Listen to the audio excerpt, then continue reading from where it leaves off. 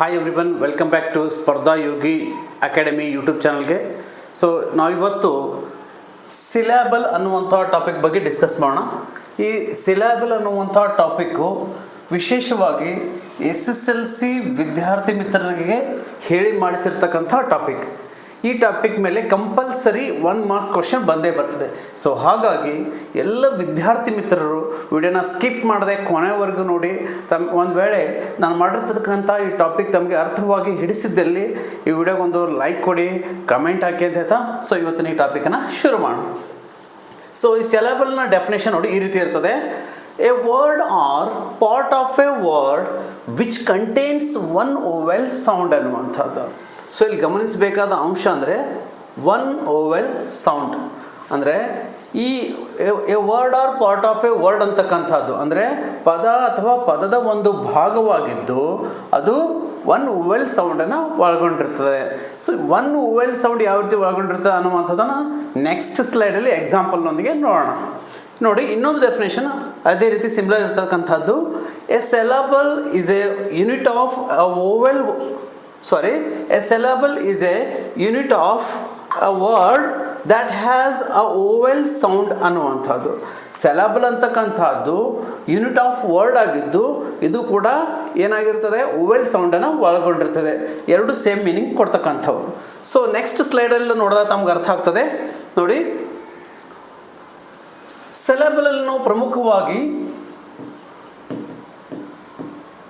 4 syllable ವರ್ಡ್ಸ್ಗಳನ್ನು ನೋಡ್ತೀವಿ. ಅದರಲ್ಲಿ first one ಬರ್ತಕ್ಕಂಥದ್ದು ಯಾವುದು, ಒನ್ ಸಿಲಬಲ್ ಅಂತ ನೋಡ್ತೀವಿ. ಸೊ ಈ ಒನ್ ಸಿಲಬಲ್ಗೆ ಇನ್ನೊಂದು ಹೆಸರಿಂದ ಕೂಡ ಕರೆಯುವಂಥದ್ದು. ಸೊ ಅದು ಯಾವುದಂದರೆ ಮೋನೋ ಸಿಲಬಲ್ ಅಂತ ಹೇಳಿ ಕೂಡ ಈ ಒಂದು ಒನ್ ಸಿಲಬಲ್ಗೆ ಕರೀತಾರೆ. ಸೊ ಇದು ನಮಗೆ ಪದಗಳ ಇನ್ನೊಂದು ಅರ್ಥ. ಒನ್ ಸಿಲಬಲ್ ಇನ್ನೊಂದು ಅರ್ಥ ಯಾವುದು, ಮೋನೋ ಸಿಲಬಲ್. ಎಕ್ಸಾಮ್ಸ್ಗಳಲ್ಲಿ ನಮಗೆ ಟ್ವಿಸ್ಟ್ ಮಾಡಲಿಕ್ಕೋಸ್ಕರ ಈ ರೀತಿ ಬೇರೆ ಬೇರೆ ಹೆಸರಿನಿಂದ ಕರೆಯುವಂಥದ್ದು ತಮ್ಗೆ ಗೊತ್ತಿರಲಿ ಅಂತ ಹೇಳ್ತಿದ್ದೀನಿ. ಸೊ ಇಲ್ಲಿ ನೋಡಿ ಎಕ್ಸಾಂಪಲ್ ನೋಡೋಣ. ಈ ರೆಡ್ ಅಂತ ಹೇಳಿ ಬರ್ತಿದ್ದೀನಿ. ಈ ರೆಡ್ ಅಂತಕ್ಕಂಥ ಪದವನ್ನು ನಾನು ಅತ್ಯಂತ ಒಂದು ಸಿಂಪಲ್ ಲಾಜಿಕ್ ಮೂಲಕ ಈ ಒಂದು ಸಿಲಬಲ್ ಟಾಪಿಕನ್ನು ಇವತ್ತು ಹೇಳ್ಕೊಡ್ತಿದ್ದೀನಿ. ವಿಶೇಷವಾಗಿ ನಮ್ಮ ಗ್ರಾಮೀಣ ಭಾಗದ ವಿದ್ಯಾರ್ಥಿ ಮಿತ್ರರಿಗೆ, ಕನ್ನಡ ಮಾಧ್ಯಮದಲ್ಲಿ ಓದ್ತಿರ್ತಕ್ಕಂಥ ವಿದ್ಯಾರ್ಥಿ ಮಿತ್ರರಿಗೆ ಅನುಕೂಲ ಆಗಲಿ ಅಂತ ಹೇಳಿ ಈ ಒಂದು ಮೆಥಡನ್ನು ನಾನು ಇವತ್ತು ತಂದಿರ್ತಕ್ಕಂಥದ್ದು. ಇದು ರೆಡ್ ಅಂತಕ್ಕಂಥ ಒಂದು ಎಕ್ಸಾಂಪಲ್ ಕೊಟ್ಟಿದ್ದೀನಿ. ಈ ರೆಡ್ ಅಂತಕ್ಕಂಥ ಎಕ್ಸಾಂಪಲ್ನ ಯಥಾವತ್ತಾಗಿ ಕನ್ನಡದಲ್ಲಿ ಬರ್ಕೊಳ್ಳಿ, ರೆಡ್ ಅಂತ ಹೇಳಿಬಿಟ್ಟು. ಸೊ ಬರೆದು ಸಾಮಾನ್ಯವಾಗಿ ತಮ್ಮೆಲ್ಲರೂ ಕೂಡ ಕಾಗುಣಿತ ಜ್ಞಾನ ಇದ್ದೇ ಇರ್ತದೆ. ಇರಲಿಲ್ಲ ಅಂದರೆ ಇರಲೇಬೇಕು. ಒಂದು ವೇಳೆ ತಮಗೆ ಕಾಗುಣಿತದ ಜ್ಞಾನ ಇಲ್ಲದೆ ಹೋದರೆ ಈ ನಾನು ಹೇಳ್ಕೊಡ್ತಕ್ಕಂಥ ಮೆಥಡ್ ಅರ್ಥವಾಗೋದೇ ಇಲ್ಲ. ಕನ್ನಡನೇ ಅರ್ಥ ಆಗಿಲ್ಲ, ಇಂಗ್ಲೀಷ್ ಇನ್ನಷ್ಟು ಕಠಿಣ ಆಗುವಂಥದ್ದು. ಸೊ ಹಾಗಾಗಿ ನಮಗೆ ಕಾಗುಣಿತದ ಜ್ಞಾನ ಇರಬೇಕು. ರೆಡ್ ಅಂತಕ್ಕಂಥದ್ದನ್ನು ನಾವು ಬಿಡಿಸಿ ಬರೆದಾಗ ಏನಾಗ್ತದೆ, ರ ಪ್ಲಸ್ ಎ ಏನಾಗ್ತದೆ, ರೇ ಆಗ್ತದೆ. ಡೇ ಅಂತಕ್ಕಂಥದ್ದು ವ್ಯಂಜನ ಇರೋದ್ರಿಂದ ಇದರಲ್ಲಿ ಯಾವುದೇ ಓವೆಲ್ ಇರೋದಿಲ್ಲ, ಹಾಗಾಗಿ ಇದನ್ನು ಕನ್ಸಿಡರ್ ಮಾಡಬಾರ್ದು. ಸೊ ಇಲ್ಲಿ ರ ಪ್ಲಸ್ ಎ ರೇ ಆಯಿತು ಅಂದರೆ ರೆಡ್ ಅಂತಕ್ಕಂಥ ಪದದಲ್ಲಿ ಎಷ್ಟು ಓವೆಲ್ಸ್ಗಳಿದ್ದಾವೆ, ಒನ್ ಓವೆಲ್ ಇರ್ತಕ್ಕಂಥದ್ದು. ಸೊ ಇನ್ನೊಂದೇನಪ್ಪ ಅಂದರೆ one vowel sound is equals to one syllable. ಅಂದರೆ ಒನ್ ಓವೆಲ್ ಇತ್ತು ಅಂದರೆ ಅದು ಒನ್ ಸಿಲಬಲ್ ಅಂತ ತಿಳ್ಕೊಬೇಕು. ಒಂದು ವರ್ಡಲ್ಲಿ 2 ಓವೆಲ್ ಸೌಂಡ್ ಇತ್ತಂದರೆ 2 ಸಿಲಬಲ್ ಅಂತ ತಿಳ್ಕೊಬೇಕು. 3 ಓವೆಲ್ ಸೌಂಡ್ ಇದ್ದರೆ 3 ಸಿಲಬಲ್ ಅಂತ ಹೇಳಿ ತಿಳ್ಕೊಬೇಕು. 4 ಓವೆಲ್ ಸೌಂಡ್ ಇದ್ದರೆ 4 ಸಿಲಬಲ್ ಅಂತ ತಿಳ್ಕೊಬೇಕು. ಈ ಒಂದು ಪರಿಕಲ್ಪನೆ ನಮ್ಗೆ ಗೊತ್ತಿರಬೇಕು. ಸೊ ಈ ರೀತಿಯೇ ನಾನು ಯಾವ ರೀತಿ ರೆಡ್ ಅಂತಕ್ಕಂಥ ಪದವನ್ನು ಬಿಡಿಸಿ ಕನ್ನಡದಲ್ಲಿ ಬರೆದೆ, ಇಲ್ಲಿ ಒಂದು ಓವೆಲ್ ಕಂಡು ಬಂತು, ಹಾಗಾಗಿ ರೆಡ್ ಅಂತಕ್ಕಂಥದ್ದು mono syllable or one syllable ಅನ್ನುವಂಥದ್ದು. ಸೊ ಅದೇ ರೀತಿ ಆನ್ ಅಂತಕ್ಕಂಥದ್ದನ್ನು ಕೂಡ ಬಿಡಿಸಿ ಬರೀರಿ. ಆನ್ ಅಂದರೆ ಆಲ್ರೆಡಿ ಇದು ಓವೆಲ್ ಸೌಂಡ್, ನ ವ್ಯಂಜನ್ ಇದೆ, ಇದನ್ನು ಕನ್ಸಿಡರ್ ಮಾಡಕೂಡ್ದು. ಹಾಗಾಗಿ ಇದು ಒಂದೇ ಒಂದು ಸಿಲಬಲನ್ನು ಒಳಗೊಂಡಿರ್ತಕ್ಕಂಥದ್ದು, ಅಂದರೆ ಒನ್ ಓವೆಲ್ ಸೌಂಡನ್ನು ಒಳಗೊಂಡಿರ್ತಕ್ಕಂಥದ್ದು. ಸೊ ಇನ್ನಂತಕ್ಕಂಥದ್ದು ಕೂಡ ಹಾಗೆಯೇ. ಇದು ತಮ್ಗೆ ಅರ್ಥ ಆಗಲಿದೆ, ಸಿಂಪಲ್ ಉದಾಹರಣೆಗಳನ್ನು ಕೊಟ್ಟಿದ್ದೀನಿ. ಸೊ ಈ ರೀತಿ ಬಿಡಿಸಿ ಬರುತ್ತವು ಎಂಥ ಒಂದು ಕಠಿಣ ಎಕ್ಸಾಂಪಲ್ ಕೂಡ ನಾವು ಸಾಲ್ವ್ ಮಾಡ್ಬೋದು. ಸೊ ಇಲ್ಲಿ ಇನ್ನಂತಕ್ಕಂಥ ಒಂದು ವರ್ಡಲ್ಲಿ ಈ ಅಂತಕ್ಕಂಥದ್ದು ಆಲ್ರೆಡಿ ಓವೆಲ್ ಸೌಂಡ್, ನ ವ್ಯಂಜನ್. ಸೊ ಹಾಗಾಗಿ ಇದನ್ನು ನ ಅಂತಕ್ಕಂಥ ಕನ್ಸಿಡರ್ ಮಾಡಬಾರ್ದು. ಹಾಗಾಗಿ ಇದು ಕೂಡ ಒಂದೇ ಒಂದು ಓವೆಲ್ ಸೌಂಡ್ ಒಳಗೊಂಡಿದೆ. ಹಾಗಾಗಿ ಇದು ಒನ್ ಸೆಲಾಬಲ್ ಅಂತ ನೋಡ್ತೇವೆ. ಸೊ ಆಫ್ ಅಂತಕ್ಕಂಥದ್ದು ಕೂಡ ಕನ್ನಡದಲ್ಲಿ ಬರೆದಾಗ ಫ ವ್ಯಂಜನ್ ಕನ್ಸಿಡರ್ ಮಾಡಬಾರ್ದು. ಆ ಅಂತಕ್ಕಂಥದ್ದು ಆಲ್ರೆಡಿ ಓವೆಲ್, ಹಾಗಾಗಿ ಇದು ಒನ್ ಸೆಲಾಬಲ್ ಅಥವಾ ಮೋನೋಸೆಲಾಬಲ್ ಅಂತ ಹೇಳಿ ಕರಿತೀವಿ. ಸೊ ಇದು ತಮ್ಗೆ ಅರ್ಥವಾಗಿದೆ ಅಂತೇಳಿ ನಾನು ಭಾವಿಸ್ತೇನೆ. ಕೊಟ್ಟಂಥ ಇಂಗ್ಲೀಷ್ ವರ್ಡನ್ನು ಯಥಾವತ್ತಾಗಿ ಕನ್ನಡದಲ್ಲಿ ಬರೆದು ಅದನ್ನು ಕಾಗುಣಿತದ ಮೂಲಕ ಬಿಡಿಸಿ ಬರೆದು ಆ ಒಂದು ಪದದಲ್ಲಿ ಬರ್ತಕ್ಕಂಥ ಅಥವಾ ಆ ಒಂದು ವರ್ಡಲ್ಲಿ ಬರ್ತಕ್ಕಂಥ ಒಟ್ಟು ಓವೆಲ್ ಸೌಂಡ್ಗಳನ್ನು ನಾವು ಲೆಕ್ಕ ಹಾಕಬೇಕು. ಎಷ್ಟು ಓವೆಲ್ ಸೌಂಡ್ಗಳಿರ್ತವೆ ಅಷ್ಟು ಸೆಲಾಬಲ್ ಆಗಿರ್ತದೆ ಅಂತ ಭಾವಿಸ್ಬೇಕು. ಸಪೋಸ್ ಒಂದು ಓವೆಲ್ ಸೌಂಡ್ ಇದ್ದರೆ ಒನ್ ಸೆಲಾಬಲ್ ಆರ್ ಮೋನೋಸೆಲಾಬಲ್ ಅಂತ ನಾವು ಭಾವಿಸ್ಬೇಕು. ಸೊ ಇದು ತಮ್ಗೆ ಅರ್ಥವಾಗಿದೆ ಅಂತ ಭಾವಿಸಿ ನಾನೀಗ ನೆಕ್ಸ್ಟ್ ಸ್ಲೈಡ್ಗೆ ಮೂವ್ ಆಗ್ತಿದ್ದೀನಿ. ಸೊ ನೆಕ್ಸ್ಟ್ ಸ್ಲೈಡ್ ಒಂದು ಟೂ ಸೆಲಾಬಲ್ ಅಂದರೆ ಸೆಲಾಬಲಲ್ಲಿ ಬರ್ತಕ್ಕಂಥ ಎರಡನೇ ಟೈಪ್. ಸೊ ಈ ಟೂ ಸೆಲಾಬಲನ್ನು ಇನ್ನೊಂದು ಹೆಸರಿಂದ ಕೂಡ ಕರೀತಾರೆ. ಏನಪ್ಪ ಅಂದರೆ ಡೈ ಸೆಲಾಬಲ್ ಅಂತೇಳಿ.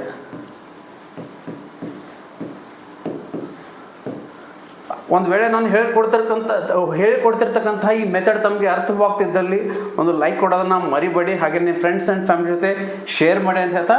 ಸೊ ನೋಡಿ, ಈಗ ಎಕ್ಸಾಂಪಲ್ ನೋಡಿದಾಗ ಈ ಒಂದು ಟಾಪಿಕ್, ಈ ಒಂದು ಟೂ ಸೆಲೆಬಲ್ ಕೂಡ ತಮಗೆ ಅರ್ಥ ಆಗ್ತದೆ. ನೋಡಿ, ಫಾದರ್ ಅಂತ ಹೇಳಿ ಬರ್ತಿರ್ತಕ್ಕಂಥದ್ದು. ಸೊ ಪ್ರಿವಿಯಸ್ ಸ್ಲೈಡೆಲ್ಲ ಏನು ಹೇಳಿದೆ, ಕೊಟ್ಟಂಥ ಒಂದು ವರ್ಡನ್ನು ಯಥಾವತ್ತಾಗಿ ಕನ್ನಡದಲ್ಲಿ ಬರಿಬೇಕು ಅಂತ. ಸೊ ಹಾಗೇನೆ ಇಲ್ಲಿ ಬರೀರಿ, ಫಾದರ್ ಅಂತ ಹೇಳಿ ಬರೀರಿ, ಫಾದರ್ ಬರ್ತೀವಿ.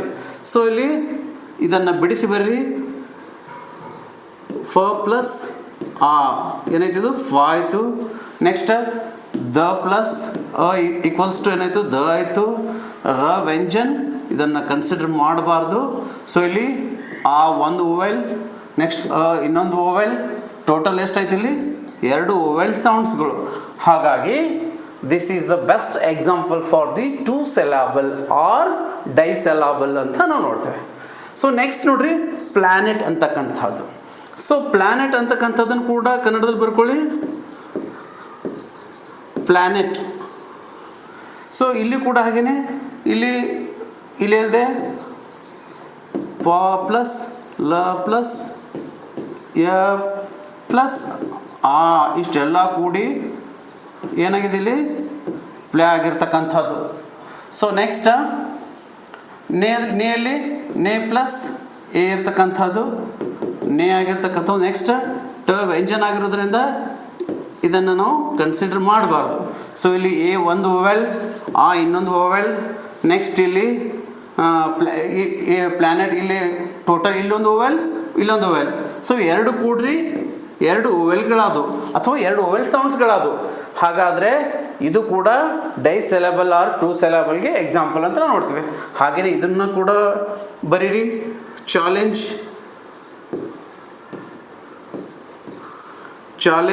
Next granted.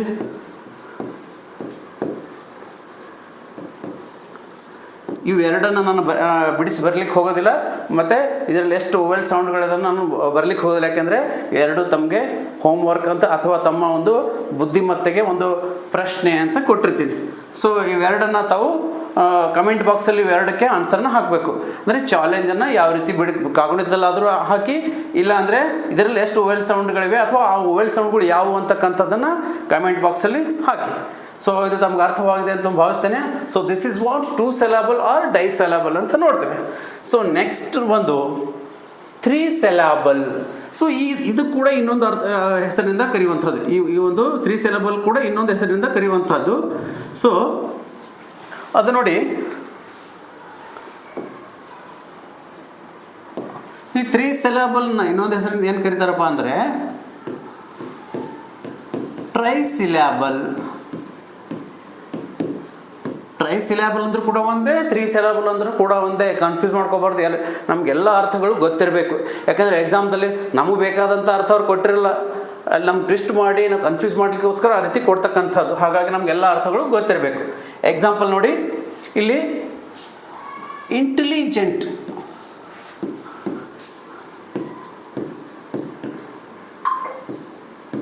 ಕೆಲವು ವಿದ್ಯಾರ್ಥಿ ಮಿತ್ರರು ಅಥವಾ ಸ್ಪರ್ಧಾರ್ಥಿಗಳು ಅನಿಸ್ತಿರ್ಬೋದು, ಈಗಾಗಲೇ ತಮ್ಗೆ ಐಡಿಯಾ ಸಿಕ್ಕಿದೆ, ನಾನು ಹೇಳೋ ಅವಶ್ಯಕತೆ ಇಲ್ಲ, ಸಹಜವಾಗಿ ನೀವೇ ಬಿಡಿಸ್ತೀರಿ ಅಂತ ನಾನು ಭಾವಿಸ್ತೇನೆ.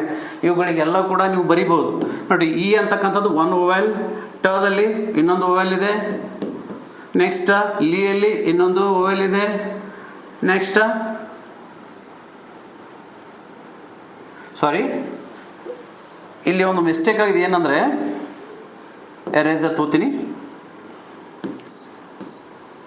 ನಾನು ಬರೆಯುವ ಕನ್ನಡದಲ್ಲಿ ಮಿಸ್ಟೇಕ್ ಮಾಡಿದ್ದೀನಿ, ಅದೇನಂತ ಹೇಳ್ತೀನಿ ಈಗ. Intelligent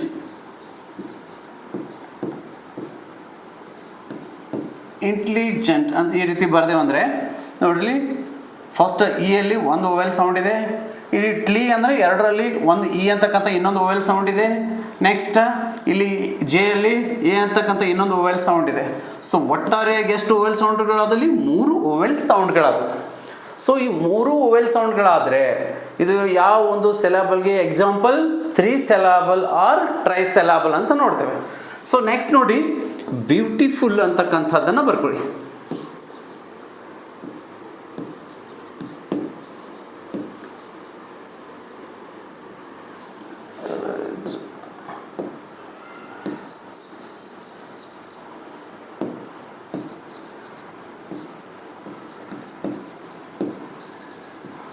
beautiful. ಸೊ ಇಲ್ಲಿ ಬ್ಯೂ ಅಂತಕ್ಕಂಥ ಒಂದು, ಟಿಯಲ್ಲಿ ಇನ್ನೊಂದು, ಪೂದಲ್ಲಿ ಇನ್ನೊಂದು. ಸೊ ಒಟ್ಟಾರೆಯಾಗಿ ಇಲ್ಲಿ ಲ ವ್ಯಂಜನ್ ಇದನ್ನು ಕನ್ಸಿಡರ್ ಮಾಡಬಾರ್ದು. ಇಲ್ಲಿ ಕೂಡ 3 ಓವೆಲ್ ಸೌಂಡ್ಗಳಿರ್ತಕ್ಕಂಥದ್ದು. ಸೊ ನೆಕ್ಸ್ಟ್ ಅಡ್ಮಿಷನ್, ಇಲ್ಲಿ ಕೂಡ 3 ಇವೆ. ಸೊ ಅದು ಎಷ್ಟಿವೆ ಅಂತಕ್ಕಂಥ ತಾವೇ ಡಿವೈಡ್ ಮಾಡಿ ಬರೆದು ಕಮೆಂಟಲ್ಲಿ ಹಾಕಿ ಅಂತ ಹೇಳ್ತಾ. ಸೊ ಇದು ಕೂಡ ತಮ್ಗೆ ಅರ್ಥವಾಗಿದೆ ಅಂತ ಭಾವಿಸ್ತೇನೆ.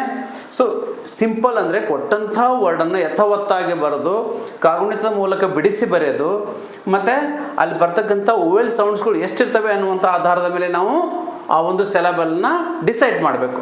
ಸೊ ನೆಕ್ಸ್ಟ್ ನೋಡೀಗ, ನೆಕ್ಸ್ಟ್ ಬರ್ತಕ್ಕಂಥದ್ದು 4th ಟೈಪ್ ಅಂದರೆ 4 ಸೆಲಾಬಲ್, ಅಥವಾ ಇದಕ್ಕೆ ಇನ್ನೊಂದು ಹೆಸರಿನಿಂದ ಕೂಡ ಕರೆಯುವಂಥದ್ದು ಏನು,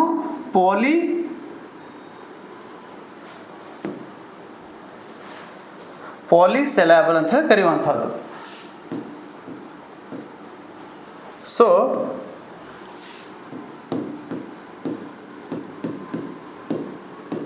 ಈ ಪಾಲಿಸೆಲಾಬಲ್ ಅಂದರೆ 4 ಸೆಲಾಬಲ್ಗಳಿಂದ ಕೂಡಿರ್ತಕ್ಕಂಥದ್ದು ಅಂತ ನೋಡ್ತೇವೆ. ಸೊ ಇಲ್ಲಿ ನೋಡಿ, ಅಮೇರಿಕಾ ಅನ್ನುವಂಥದ್ದು. ಸೊ ಅಮೇರಿಕಾ ಕೂಡ ಕನ್ನಡದಲ್ಲಿ ಬರ್ಕೊಳ್ಳಿ, ಅಮೇರಿಕಾ. ಸೊ ಇಲ್ಲಿ ಅ ಅಂತಕ್ಕಂಥಲ್ಲಿ ಒಂದು ಓವೆಲ್ ಸೌಂಡ್ ಇದೆ, ಮೇಲೆ ಇನ್ನೊಂದಿದೆ, ರಿಯಲ್ಲಿ ಇನ್ನೊಂದಿದೆ, ಕಾದಲ್ಲಿ ಇನ್ನೊಂದಿದೆ ನೋಡಿ. 1 2 3 4 ಆಯ್ತಿಲ್ಲ. ಸೊ ಒಟ್ಟಾರೆಯಾಗಿ ಇಲ್ಲಿ 4 ಓವೆಲ್ ಸೌಂಡ್ಗಳಿರೋದನ್ನು ನೋಡ್ತೇವೆ. 4 ಓವೆಲ್ ಸೌಂಡ್ಗಳಿದ್ರೆ ಅದು 4 ಸೆಲಾಬಲ್ ಆರ್ ಪಾಲಿಸೆಲಾಬಲ್ ಅಂತ ನಾವು ನೋಡ್ತೇವೆ.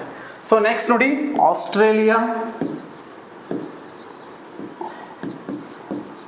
ಆಸ್ಟ್ರೇಲಿಯಾದಲ್ಲಿ ಕೂಡ 4 ಓವೆಲ್ ಸೌಂಡ್ಗಳಿರ್ತಕ್ಕಂಥದ್ದು. ಆ 1, ಸ್ಟ್ರೇದಲ್ಲಿ ಇನ್ನೊಂದು, ಲೀದಲ್ಲಿ ಇನ್ನೊಂದು, ಯಾದಲ್ಲಿ ಒಂದು. ಸೊ ಒಟ್ಟಾರೆಯಾಗಿ 4 ಓವೆಲ್ ಸೌಂಡ್ಗಳಿವೆ. 4 ಓವೆಲ್ ಸೌಂಡ್ಗಳಿದ್ರೆ ಅದು ಯಾವುದಕ್ಕೆ ಎಕ್ಸಾಂಪಲ್, 4 ಸೆಲಾಬಲ್ ಆರ್ ಪಾಲಿಸೆಲಾಬಲ್ಗೆ ಎಕ್ಸಾಂಪಲ್ ಆಗಿ ನೋಡ್ತೇವೆ. Next geography. ಸೊ ನೆಕ್ಸ್ಟ್ ಅದಾದ ಬಳಿಕ ಅಂಡರ್ಸ್ಟ್ಯಾಂಡಿಂಗ್. ಸೊ ಇವೆಲ್ಲವುಗಳು ಕೂಡ, ಇವುಗಳನ್ನು ಕೂಡ ನಾನು ಬರೆದ ಹಾಗೆ ಬರೆದು ಡಿವೈಡ್ ಮಾಡಿ ನೋಡಿ, ಇಲ್ಲಿ ಕೂಡ 4 ಓವೆಲ್ ಸೌಂಡ್ಗಳನ್ನು ಕಾಣ್ತೇವೆ. ಸೊ ಈ ರೀತಿಯಾಗಿ ಯಾವ ಒಂದು ಕೊಟ್ಟಂತಹ ಪದದಲ್ಲಿ ಎಷ್ಟು ಓವೆಲ್ ಸೌಂಡ್ಗಳಿವೆ ಅನ್ನೋದನ್ನು ನಾವು ಬೈಫರ್ಕೇಷನ್ ಮಾಡಿ ಅವುಗಳ ಓವೆಲ್ ಸೌಂಡ್ಗಳನ್ನು ಕೌಂಟ್ ಮಾಡಿ 1 ಸೆಲಾಬಲ್, 2 ಸೆಲಾಬಲ್, 3 ಸೆಲಾಬಲ್, 4 ಸೆಲಾಬಲ್ ಅಂತ ನಾವು ಡಿವೈಡ್ ಮಾಡ್ತಾ ಹೋಗಬೇಕು. ಸೊ ಇಷ್ಟೇ, this is what we learned. 1 syllable or monosyllable, 2 syllable or disyllable, 3 syllable or trisyllable, 4 syllable or polysyllable. So ಈ ಒಂದು ಸೆಲಾಬಲ್ ಸಂಬಂಧಪಟ್ಟಂತೆ ನಂದು ಕೂಡ ಒಂದು ಯೂಟ್ಯೂಬ್ ಚಾನಲ್ ಇದೆ. ಆ ಚಾನಲಲ್ಲಿ ಬೇಕಾದ್ರೆ ಇನ್ನಷ್ಟು ತಮ್ಮ ವಿವರವಾಗಿ ನೋಡೋದಾದರೆ ಸ್ಪರ್ಧಾ ಪುಟ ಅಂಥೇಳಿ, ಸ್ಪರ್ಧಾ ಪುಟ ಅಕಾಡೆಮಿ, ಸ್ಪರ್ಧಾಪುಟ ಅಕಾಡೆಮಿ ಅಂತಕ್ಕಂಥ ಒಂದು ಇಂಗ್ಲೀಷ್ ಗ್ರಾಮರ್ಗೆ ಸಂಬಂಧಪಟ್ಟಂಥ ಸಂಪೂರ್ಣ ವಿವರವನ್ನು ನಾವು ಈ ಒಂದು ಚಾನಲ್ ಮೂಲಕ ಹೇಳಿಕೊಡ್ತಾ ಇದ್ದೀವಿ. ಸೊ ಸೆಲೆಬಲ್ ಆಗಿರ್ಬೋದು, ಟೆನ್ಸಸ್ ಆಗಿರ್ಬೋದು, ಪಾರ್ಟ್ಸ್ ಆಫ್ ಸ್ಪೀಚ್ ಆಗಿರ್ಬೋದು, ವಿಶೇಷವಾಗಿ ಇವತ್ತಿನ ಸ್ಪರ್ಧಾತ್ಮಕ ಪರೀಕ್ಷೆಯಲ್ಲಿ ಈ ಪ್ರಿಪೋಸಿಷನ್ ಮೇಲೆ ಸಾಕಷ್ಟು ಪ್ರಶ್ನೆಗಳು ಬರ್ತವೆ. ಸೊ ಪ್ರಿಪೋಸಿಷನ್ ಸಂಬಂಧಪಟ್ಟಂತೆ ಕೂಡ ನಾನು ಸಾಕಷ್ಟು ವಿಡಿಯೋಗಳನ್ನು ಮಾಡಿದ್ದೀನಿ. ನಾನು ಮಾಡಿರ್ತಕ್ಕಂಥ ಈ ವಿಡಿಯೋನ ಡಿಸ್ಕ್ರಿಪ್ಷನಲ್ಲಿ ಈ ಒಂದು ಸ್ಪರ್ಧಾಪುಟ ಅಕಾಡೆಮಿ ಚಾನಲ್ಗೆ ಸಂಬಂಧಪಟ್ಟಂಥ ಲಿಂಕನ್ನು ಹಾಕಿರ್ತೀವಿ. ಸೊ ಅಲ್ಲಿ ಕೂಡ ಹೋಗಿ ತಾವು ಇಂಗ್ಲೀಷ್ ಗ್ರಾಮರ್ಗೆ ಸಂಬಂಧಪಟ್ಟಂಥ ಅನೇಕ ವಿಡಿಯೋಗಳನ್ನು ತಾವು ವೀಕ್ಷಿಸ್ಬೋದು ಅಂತ ಹೇಳ್ತಾ, ಸೊ ತಮ್ಮೆಲ್ಲರಿಗೂ ಥ್ಯಾಂಕ್ ಯು.